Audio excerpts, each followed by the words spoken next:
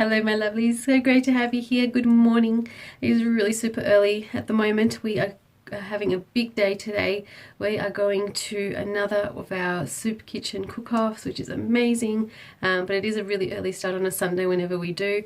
Myself and my friend Zara are the first to ever get there, just to set everything up and get everything ready for the day, and ready for the volunteers to come in, so I'm really excited. But the show must go on and a video does have to be recorded. So today I've chosen to do Belle from Beauty and the Beast. So I've already got my yellow on, which is really great because the organisation that we have, the Super Kitchen by Subotnik, is also this colour scheme, so it's all very appropriate. But with the tickle I have decided to keep my hair very similar to Belle's hair. So I've got the similar fringe like she has, and then the bun like she has, and I've even left some tails out the back like she's got her hair out as well. Alrighty, let's get into it and start transforming ourselves into Belle. I'm keeping the skin quite subtle because I think that would be very true to Belle. So I've just got some of my normal contouring bronzing, but I've used a bit of a lighter highlight, so nothing too bright and nothing too dark and rosy either, sort of something in between. So like a goldy colour, and I think it's come off really nicely. I'm going to dive in with a beautiful neutral colour there. Okay, just into the whole brow and crease area.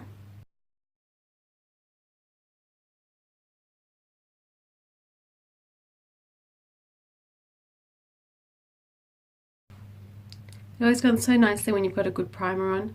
Anything will do, anything that can attract the powder onto your skin will be lovely, but you use whatever you like, whether it's concealer, foundation, oils, primer, eye primer, whatever you're liking. But I've got my beautiful setting spray by Savvy Minerals all over, and that always works really well with lots of beautiful nourishing ingredients. Next I'm using a brush like this. It's really fluffy, which is lovely, and I'm going to try and find a lovely warm, not too dark chocolate brown to do in the crease.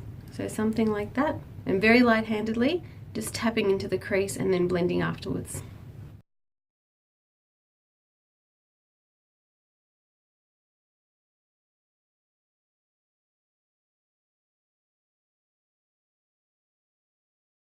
I like how this is looking already. It's I could probably smash on an eyeliner and that would be it, and that would be just fine too, for a very subtle version of this look.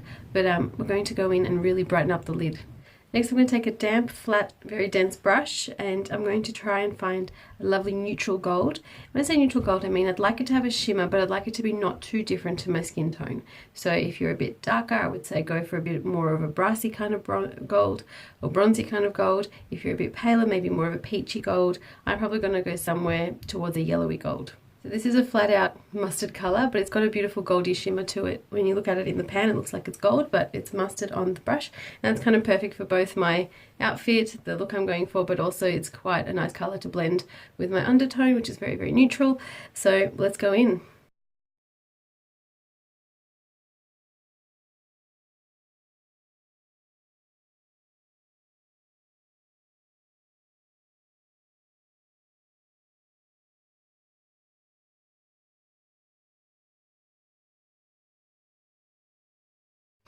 Okay, I was very careful not to get into the crease at all, so it's almost like a cut crease but just much more gentle, not as much of a contrast in the colours. I don't really want that white or completely blank canvas versus the gold, but it is still a very beautiful look there. Yeah, the only way you can achieve this sort of thing is if the colour that you're putting on your lid is way more pigmented than the one in your crease, or if you've just made sure that the product's a little bit more of a gel by wetting the brush with a setting spray, or even water works sometimes, but you've got to be very gentle with how much you put. You don't want it to be completely wet either. So that's where we have it so far. Continuing with the same theme, I've got the same brush because I'm not really changing the colours too much. I'm going to make sure it's still quite wet, but without sort of being dripping, so it's kind of hard to tell. But if I press on the brush right now, it feels wet but no water comes out, so that's the kind of wetness level you want to have. And on that note, I'm going to introduce a little bit of a glitter product. I'm using a Baked in the Pot mineral eyeshadow there. It's the Marble Eye series by Nutrimetics, but any kind of similar thing will have a beautiful shimmer like that. They are very common in the market. There's so many brands that do this sort of beautiful shimmer. And I'm just going to collect a little bit or a lot of it on my brush here because they're very sheer. It comes out like a glitter almost. With this product specifically, I highly recommend using some liquid of some sort on your brush.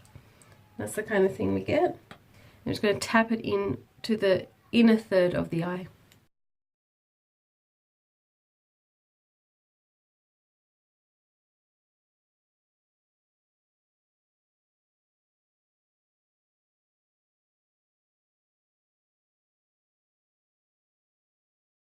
For the very inner corner, I'm just going to take a beautiful neon yellow there and just do a very small highlight just in the very inner corner.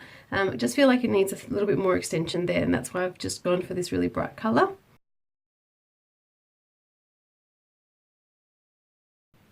See, like that. You can also use a white shimmer or a palish color shimmer to do the same thing. I'm now going to take this beautiful chocolate shimmer and I'm going to run it just on my lower lashes and connecting all the colors together.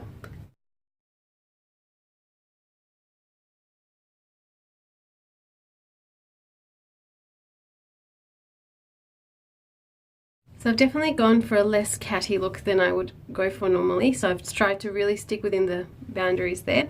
And the reason I tried to do that is because I want to do a really beautiful, extended, exaggerated liner. So with this look, I would love to just do a chocolate colored or a brown colored eyeliner. That would be absolutely what makes sense. But because we're doing Belle, we're going to do a bit of a combination and really do include that exaggeration with a black. So starting with our brown liner.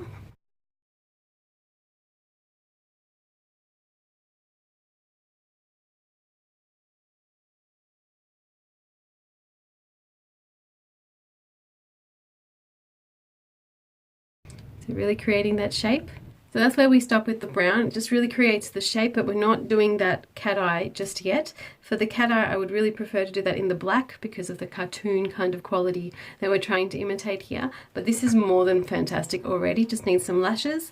But I'm just going to do a little bit more of an extension, just going on the lower lash line up a bit with a black liner.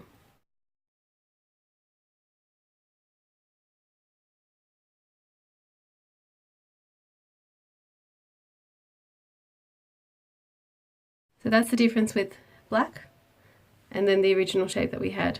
So really deepens and exaggerates the look of that, and it's really quite subtle because the brown is dark enough where it does blend. So Belle's lips are either beautifully deep and plump and red, or they're very peachy pink. For my purposes today, I think peachy pink is the way to go. I don't like red anyway on myself, but I do think that the peachy pink is going to work a lot better in a soup kitchen, especially that the makeup is so heavy anyway. But even if I was to be going out for dinner or something like that, I think that with this kind of look, because it is just so bright, with the different yellows and golds, it's enough just to do a beautiful neutral color. So I'm going to start with a neutral lip liner.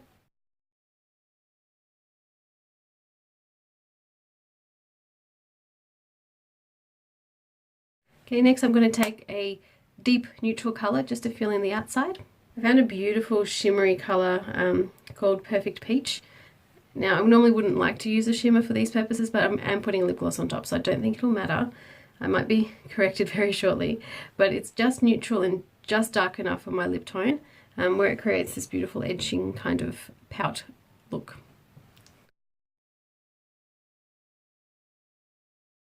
And the most important step is finding a beautiful lip gloss which is comfortable on the lips.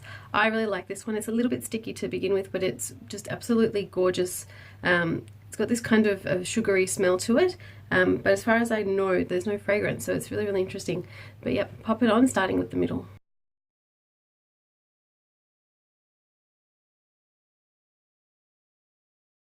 And there you have it, Belle.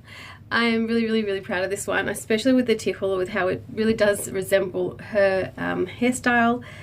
I wish that this one was maybe a little bit shorter so that I could really do like a bun separate and the twist separate, but it kind of looked a little bit strange, and it is really cold outside, so I really wanted to really give it a bit of warmth. So this is a t-shirt scarf, so really fun to do all these different designs with because it's so stretchy and it can be manipulated really easily. I've done this twist just by making a knot and then pulling the sides down into that tie. That was the last step. But before I tied it down, I also put down the one on top, and it's just tucked in all around. Very simple methods, but I think very effective, and the colours look really lovely together. So you get this beautiful fawny brown, and then it gradually works itself into more of a chocolate brown. So there we have it. I hope you guys really enjoyed my take on Belle, and I hope that wherever you are in the world, you're having a wonderful day. And thank you so much for coming along on this journey with me. I really, really love seeing you visit. Please pop down a comment or hit like, or if you can, subscribe. That would be amazing. And come over onto Instagram and tell me what you think of my looks over there as well. Have an amazing day. Thank you again. Bye.